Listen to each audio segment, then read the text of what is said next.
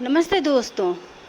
कभी कभी ऐसा होता है ना कि जब आपको कहीं जाना है या फिर आपके घर कोई आने वाला है तो हाथ ऑटोमेटिक बहुत जल्दी चलने लगते हैं और काम भी जल्दी जल्दी से होने लगता है।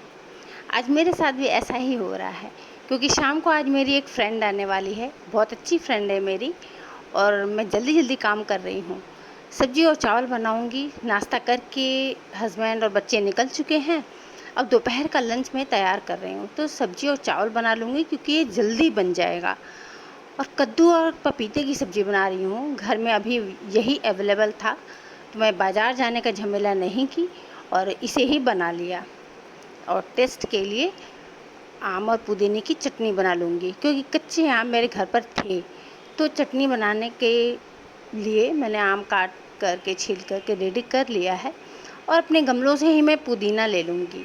बारिश हो रही है ना, तो बहुत घना पुदीना हो रखा है मेरे गमलों में, तो इनको निकालना भी ज़रूरी है। और आज चटनी बनाऊँगी तो काफ़ी सारे पुदीना निकाल लूँगी मैं।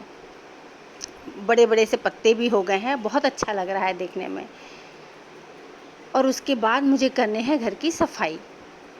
थोड़ा घर साफ़ सुथरा कर लूँगी और एसी वाले कमरे में फ्रेंड को बैठाऊँगी, तो इस कमरे को साफ़ कर लूँगी, एक अच्छी सी बेडशीट बिछाऊँगी, बस और कुछ नहीं करना है।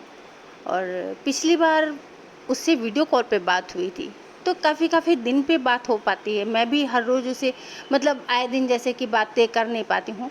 तो पिछली बार जब वीडियो कॉल पे बात हुई थी, बड़ी अच्छी लग रही थी, वो सुंदर लग रही थी। और जब मैं मिली थी उससे पिछली बार, तब उतनी मतलब निखार नहीं था उसके फेस पर वीडियो कॉल में अच्छी लग रही थी। तो मैंने उससे पूछ ही लिया था कि क्या बात है, क्या लगा रही हो चेहरे पर, निखर गई हो? तो वो बोली कि नहीं, बस कुछ ख़ास नहीं है, ऐसे ही थोड़ा बहुत लगा लेती हूँ, वो भी एक एक दिन के गैप पर लगाती हूँ, इस तरह से बता रही थी ना। अच्छा, तो लेकिन मेरे पति तो बोलते ही नहीं हैं कि हाँ मैं अच्छी लग रही हूँ। सुन करके मुझे भी लगा कि क्या बोलना है, लेकिन उसके मन में तकलीफ़ थी कि पति ऐसा बोलते नहीं हैं कि हाँ तुम अच्छी लग रही हो या तुम निखर गई हो, क्या लगा रही हो चेहरे पर, ये तुमको सूट कर रहा है, ऐसा उसके हस्बैंड बोलते नहीं हैं। इस बात की तकलीफ़ उसके मन में थी, तो वो मुझे बताई ये बात। तो मुझे लगा कि हाँ चलो ठीक है, सभी लोग एक तरह से नहीं होते हैं, और उसे भी यही समझाया।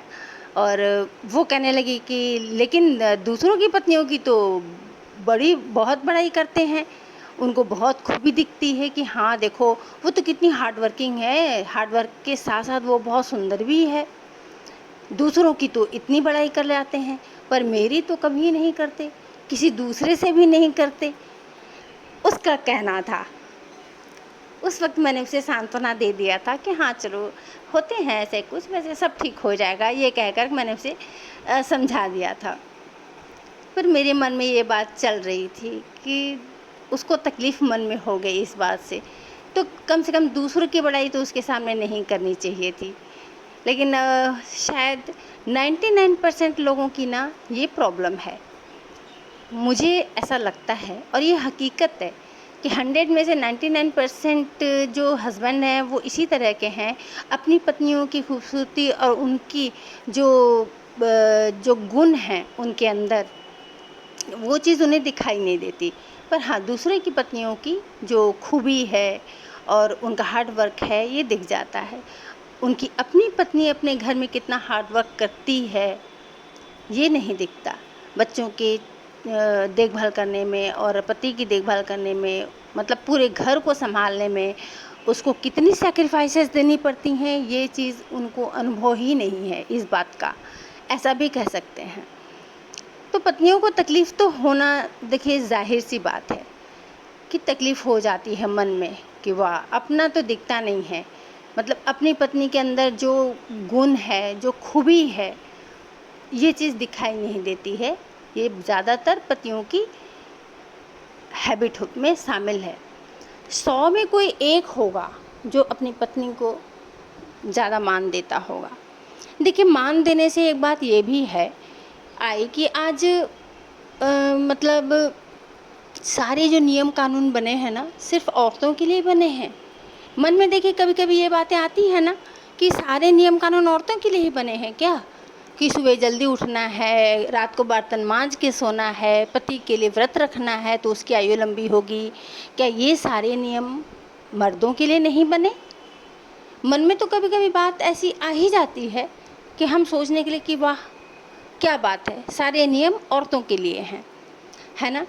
और मर्दों के लिए कोई नियम नहीं है, वो दूसरों की बड़ाई करते हैं। और देखिए एक मन में ये बात भी आती है, और मेरे मन में तो आई, जब मैं उसकी बात सुनी ना तो मेरे मन में ये बात मतलब पूरा खलबली मचा गई। और मुझे लगा कि आप जब बाहर की बड़ाई कर रहे हो, बाहर की लक्ष्मी का बड़ाई कर रहे हो, और आपके घर में जो गृह लक्ष्मी है, जो वास्तव में आपकी लक्ष्मी है, आप उसका मान नहीं कर रहे हो, तो आपके घर लक्ष्मी कैसे आएगी? दोस्तों, अगर मेरी बात गलत लगे तो भी कमेंट कीजिएगा, और मेरी बात अगर सही लगे तो भी कमेंट कीजिएगा, और कैसी लगी ये भी बताइएगा। अगर वीडियो पसंद आती है तो लाइक और सब्सक्राइब भी कीजिएगा। तो आज मैं अपनी फ्रेंड की इंतज़ार कर रही हूँ, शाम को आएगी वो, बोली है शाम को आऊँगी, मुझे थोड़ा काम है, मैं निकलूँगी तो मिलते हुए तुमसे जाऊँगी। तो अब देखिए आगे क्या उसका क्या हाल है, मतलब क्या खबर है उसके घर की, क्योंकि बीच में फिर हमारी बात हुई नहीं है, और आगे अब पता चलेगा मुझे। तो घरों को साफ़ कर लूँगी, उसके बाद नहाऊँगी, धोऊँगी, खुद अपने आप को भी क्लीन करूँगी, क्योंकि डस्टिंग वगैरह करने के बाद में बहुत गंदगी सी हो जाती है। तो नहाने के बाद खाना खाना है, और मम्मी देखिए मेरी टीवी देख रही हैं, और स्टार प्लस चल रहा है। टीवी में दोपहर में शोज़ आते हैं ना, सीरियल, मम्मी वो देख रही हैं। तो नहा धो करके रेस्ट करके उठी हूँ, और ये कपड़े तह करके ना सारे रख लूँगी मैं। और कपड़ों का काम तो इतना हर रोज़ ही रहता है, हर रोज़ ही रहता है, क्या बताऊँ। और कपड़े जब कहीं जाना होता है तो ऐसा लगता है कि कपड़े ही नहीं है, कौन सा पहन के जाऊँ। 2 बार 3 बार तो पहन चुकी हूँ इसे, फिर इसे ही पहन के जाऊँ। और घर में जिधर देखिए उधर कपड़े, पर फिर भी कपड़ों की कमी रहती है। और हर रोज़ कपड़ों का इतना काम होता है करने के लिए। पहले तो लॉन्ड्री करो, उसके बाद में सुखाओ, उसके बाद तह लगाओ, आयरन वाले कपड़े आयरन करो, कितना सारा काम एक कपड़े के पीछे होता है। और तब भी लगता है कि कहाँ कपड़े हैं, कहीं जाना होता है तो 2 बार 3 बार मतलब शायद ये सबकी कहानी होगी, मेरे ही घर की नहीं, सबके घर की कहानी होगी। तो बहुत सारा काम, अनगिनत काम हम लेडीज़ों के हिस्से में होता है। और बच्चे अभी शाम को मतलब कॉलेज से आकर के खाना खा चुके हैं, खाना वाना खा के बच्चे भी थोड़ी देर रेस्ट कर रहे हैं। ये बच्चों के ही कमरे में मैं बैठी हुई हूँ, बच्चे उधर मम्मी के कमरे में हैं, और मम्मी पापा शाम को रेस्ट करने के बाद में फिर से टीवी देखने लगे हैं। ये एक ऑर्गेनाइज़र बच्चों ने ख़रीदा था, ऑनलाइन ख़रीदा था, और काफ़ी दिन पहले ख़रीदा है इसे कपड़े रखने के लिए शौक़ से। तो मैंने भी मना नहीं किया। देखिए बच्चों को हर चीज़ में ना मतलब मना नहीं करना चाहिए, टोकना टाकना नहीं चाहिए। ठीक है, फालतू खर्च तो नहीं कर रहे हैं ना, एक काम की चीज़ ले रहे हैं, तो बच्चों को मतलब एक अपने हिसाब से हैंडल करना चाहिए। और ये देखिए एक मेरा ऑर्गेनाइज़र है, ये कार्टून है, बड़ा कार्टून है, तो मैं इसमें सारे डोरमैट्स जो हैं मेरे, मैं वो रखती हूँ, अपने सारे डोरमैट्स को। और मेरे पास डोरमैट्स 2 सेट होते हैं, जैसे 6 और 6 12 ऐसे करके। तो 6 मैं एक बार में बिछाती हूँ सारे कमरों में, और वॉशरूम के आगे। तो इस तरह से 6 मेरे लग जाते हैं, तो मैं 12 रखती हूँ, ताकि जब वो 6 की धुलाई करूँ तो ये 6 मैं बिछा सकूँ। तो इस तरह से रोलिंग करती रहती हूँ इन्हें, और इसी कार्टून में रख लेती हूँ। और सबको, और डस्टिंग करने वाले जो कपड़े यूज़ में नहीं होते हैं ना, जैसे पुराने हो गए हैं, कलर फेड हो गया है, अब किसी को देने लायक भी नहीं है, कॉटन है तो फट गए हैं, तो ऐसे कपड़े डस्टिंग के लिए अच्छे हो जाते हैं। तो बस ऐसा पैंट का एक पिलो कवर सा बना लिया है, और उसी के अंदर सारे पुराने कपड़े रख लेती हूँ, जो कि बाद में डस्टिंग के काम आते हैं। अभी तक मैंने इस कार्टून को कवर नहीं किया है, करूँगी बाद में। और ये एक कार्टून है मेरे पास, ये कुकर का 3 लीटर कुकर का कार्टून है, और इसको भी मैं ऑर्गेनाइज़र ही बनाऊँगी। तो दो इसकी जो मतलब कवर है इसको फ़ोल्ड करके और इसको एक पेपर से कवर करूँगी। पेपर क्या, मैं तो पैसे भी नहीं खर्च करूँगी इसे कवर करने के लिए। देखिए ऐसा कैलेंडर होता है, बस इस कैलेंडर का जो बैक साइड है वाइट, मैं उस वाइट को ऊपर रखते हुए इसे फेविकोल या गम से चिपका दूँगी। तो इसके लिए मुझे 2 या 3 कैलेंडर चाहिए होंगे। फ़िलहाल अभी मेरे पास एक ही है, नहीं तो मैं ना ऐसे थैले जो बैग आते हैं शॉपिंग बैग, तो मैं इसे कट करके यूज़ कर लूँगी क्योंकि ये भी मज़बूत होते हैं।